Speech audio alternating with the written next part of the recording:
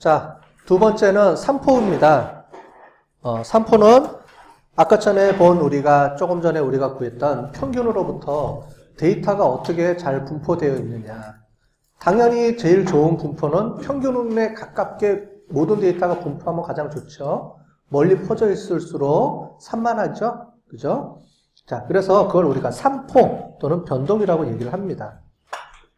산포는 자료가 중심 위치로부터 어느 정도 흩어져 있는가라는 정도입니다. 종류는 범위가 있고요.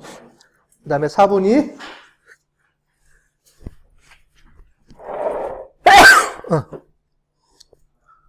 그 다음에 편차, 분산, 표준 편차 이런 것들이 있어요.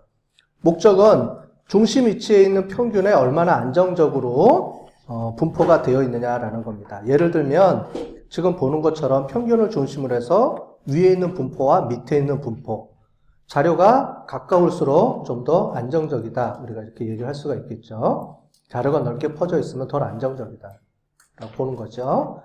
항상 가운데 값, 평균은 가운데 값에 대표성을 갖는다고 했는데 평균으로부터 데이터들이 많이 모여 있어야 대표성의 의미를 갖는 거죠. 당연하죠. 자, 그렇게 보겠습니다. 자, 두 번째, 그거를 나타내주기 위한 여러 가지 지표들이 있는데 범위라는 게 있어요. 범위는 최대값에서 최소값을 뺀 겁니다. 자, 그런데 지금 보는 것처럼 범위를 최대값, 최소값으로 빼게 되면 이렇게 값이 나오는데 이 값은 어떤 문제가 있냐면 이런 문제가 있어요. 자, 자료가 가운데가 오히려 평균 중심으로 해서 없어요. 없어도 최대값, 최소값을 빼면 똑같죠. 위, 아래라. 그래서 범위는 실제로 이제 이렇게 우리가 분포를 나타낼 수는 없다. 대표값으로 사용할 수는 없습니다. 자, 그 다음에 또 많이 쓰는 게 사분위입니다. 사분위는 우리가 앞으로 많이 쓰일 텐데 뭐냐면 전체 데이터의 구성이 어떻게 구성되어 있는지를 우리가 25%씩 잘라서 보는 겁니다. 그래서 1사분위수 25% 그래. 그래서 가운데 있는 요 선이 중앙값입니다. 평균의 의미겠죠. 중앙값이고요. 플러스 마이너스로 이렇게 네모 상자가 있어요. 그래서 이거를 박스 플롯이라고 부르는데 이렇게 있습니다. 그럼 요게 위에 25%, 25%. 토탈하면 요 가운데 박스가 50%예요. 맞죠? 그 다음에 제일 밑에 최저값, 최고값입니다. 그래서 여기가 25%, 25%가 돼 있어요. 그래서 요거를 기준으로 하는데 요거 계산하는 게 있거든요. 나중에 자동으로 우리가 SPSS가 자동으로 계산해 줄 텐데 여기서 이 값의 범위를 벗어나면 아웃라이어라고 우리가 부릅니다. 이상치가 되는 거예요. 자, 그러면 이런 분포를 보고 어떻게 알 수가 있느냐? 우리가 이런 그래프가 있다고 생각해 봅시다. 자, 이렇게 돼 있는데 가운데가 이런 그래프가 있어요. 가운데 박스가 긴 게 있어요. 또는 이렇게 돼 있는데 가운데 박스가 이렇게 돼 있는 게 있어요. 자, 이런 의미를 보면 얘가 그래프가 그려지나요? 머릿속으로 상상이 되나요? 상상이 안 되죠? 이제 이걸 상상해야 됩니다.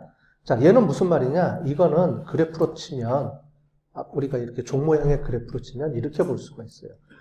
여기에 뭐예요? 50%가 모여 있다는 거예요. 뾰족해져라? 이렇게 되는 거죠. 이런 모양이겠죠. 가운데에 50%가 있다는 얘기고 얘는 어떻게 돼요? 50%가 넓게 퍼져 있다는 거니까 치면 어떻게 돼요? 이렇게 원만하게 나왔다는 거죠.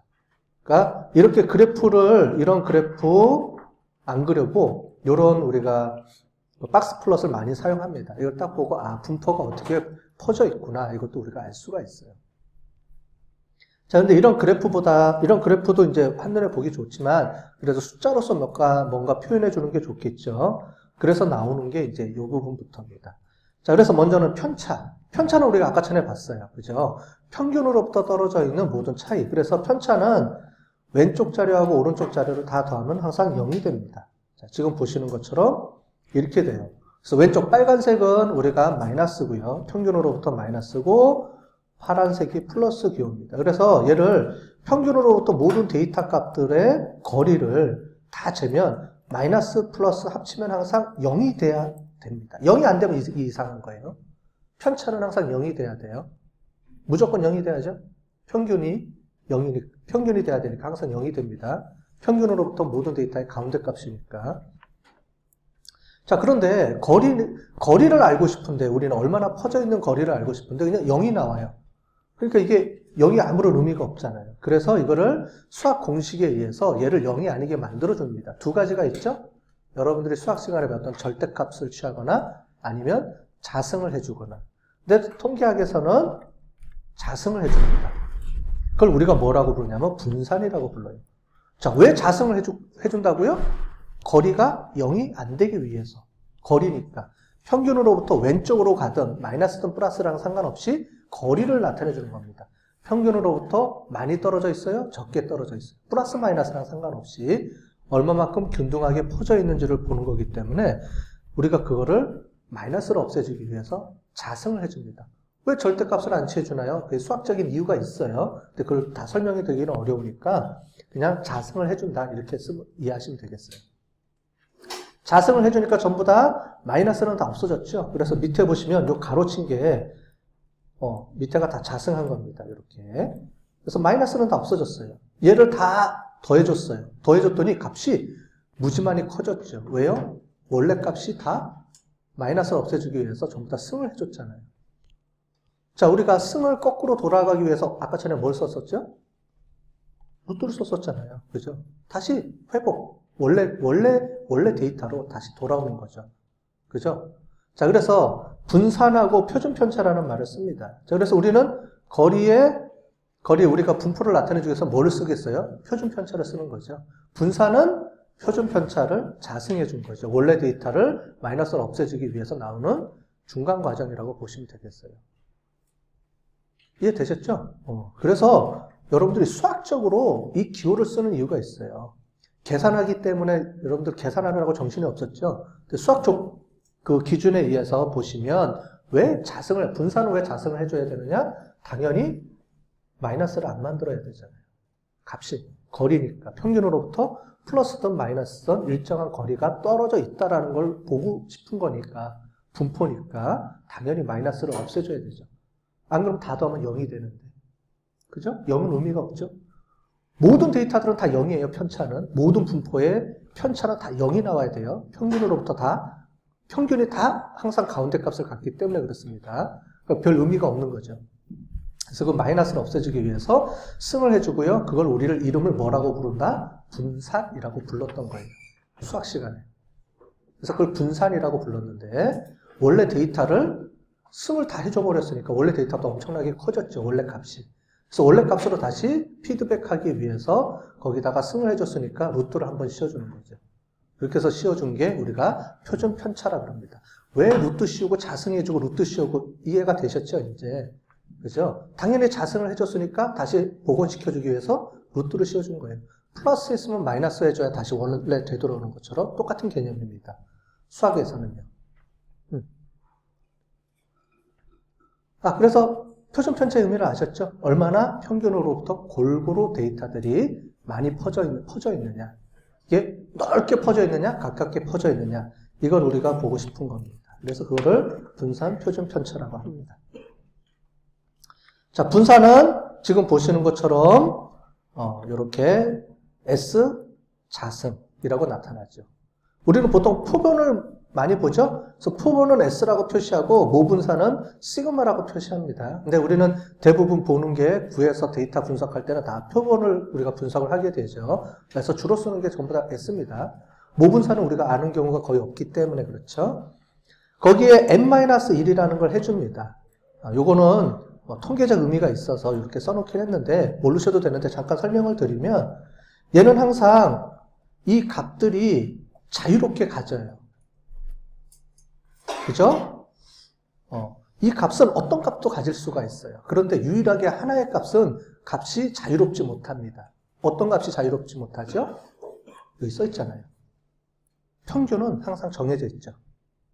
평균은 고정시켜놓고 평균으로부터 떨어진 거리니까 모든 값은 자유로울 수가 있는데 그 중에 딱 하나만 자유로울 수가 없죠. 왜냐하면 기준값이 있어야 되니까 평균이.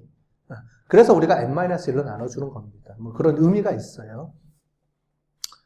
이거는 그냥 통계학적 이야기입니다. 그냥 모르셔도 돼요. 그러니까 자유롭다. 그런 의미가 이거라는 의미입니다. 자, 그 다음에 표준 편차는 당연히 원래 S로 돌아온 거.